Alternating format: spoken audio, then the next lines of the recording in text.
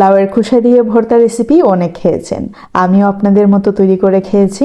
তবে আমি যেরকম ওয়েতে তৈরি করি এইরকম ওয়েতে আমার কাছে বেস্ট মনে হয়। আশা করি আপনাদের কাছেও ভালো লাগবে।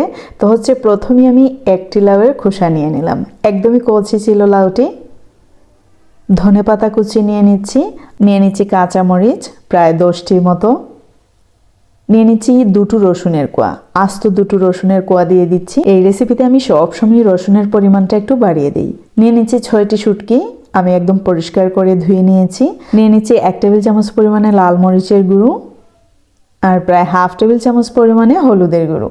এইখানে হলুদের গুঁড়োটা আপনাদের ইচ্ছে মতো, তবে একটু কমিয়ে দিলে ভালো হয়। স্বাদ মতো লবণ দিয়ে দিলাম। এখন হচ্ছে সামান্য একটু পানি দিয়ে এই সমস্ত উপকরণকে আমি ব্লেন্ড করে নিচ্ছি। আপনারা চাইলে কিন্তু পাটায় পিষতেও পারেন, তবে এই ক্ষেত্রে যদি লাউয়ের খোসাটা আপনারা সেদ্ধ করে নেন এতটা সুস্বাদু আপনাদের ভর্তা হবে না।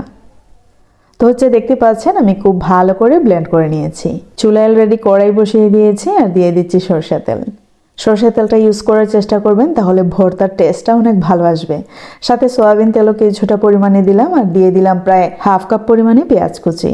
এখানে পেঁয়াজ কুচি যত বেশি দেবেন তত বেশি ভালো লাগবে। তো আমি হাফ কাপ পরিমাণে দিলাম, এখানে প্রায় বড় সাইজের 5টি পেঁয়াজ ছিল।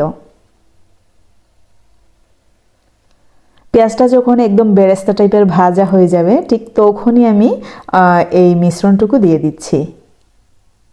এখন আমাদের কাজ মোটামুটি শেষ। এখন একদম নেড়েচেড়ে পানিটা শুকানো অবধি আমরা রান্না করতে থাকবো। এই ভর্তার ক্ষেত্রে অনেকেই কিন্তু লাউয়ের খোসা বা অন্যান্য ইনগ্রিডিয়েন্টসগুলো সেদ্ধ করে ফেলেন, সেইটাতে খুব বেশি একটা টেস্ট আসে না। আপনারা যদি ঠিক সেম ওয়েতে তৈরি করে খান আশা করি কমেন্টস করে জানাতে বাধ্য হবেন যে সেম ওয়েতে তৈরি করা আপনাদের ভর্তা রেসিপি অনেক সুস্বাদু ছিল।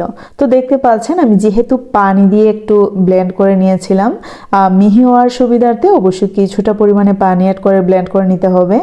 আর ওই পানিটা শুকানো অবধি আমরা রান্না করব। আর রান্না করতে করতে লাউয়ের যে খোসাটা ছিল ওইটাও কিন্তু সেদ্ধ হয়ে যাবে। আর বিশ্বাস করেন এই ওয়েতে যদি আপনারা যে কাউকে এই ভর্তাটা তৈরি করে খাওয়ান একদমই আজীবন ভক্ত হয়ে থাকবে আপনাদের, এমনকি এই ভর্তার জন্য আপনাকে একদমই সারা জীবন মনে রাখবে।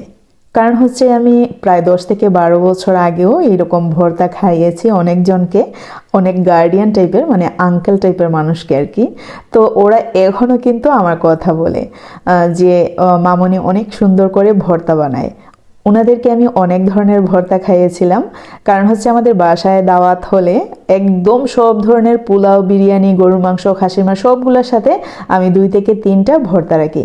একটা শুটকি ভর্তা, একটা খোসা টুসা দিয়ে ভর্তা, আর একটা হচ্ছে মাছের ভর্তা। তো যাই হোক, যখন তেল একদম উপরে ভেসে ভেসে উঠবে আর একদম ভাজা ভাজা হয়ে যাবে ঠিক তখনই নামিয়ে নিতে হবে, তা না হলে কিন্তু কালারটা নষ্ট হয়ে যাবে। বারবার যদি একদম নিচে লেগে যায় আর ওইটা দিয়ে আবার আমরা নাড়াচাড়া করি এই ভর্তার কালারটা কিন্তু নষ্ট হয়ে যাবে, টেস্টও নষ্ট হয়ে যাবে।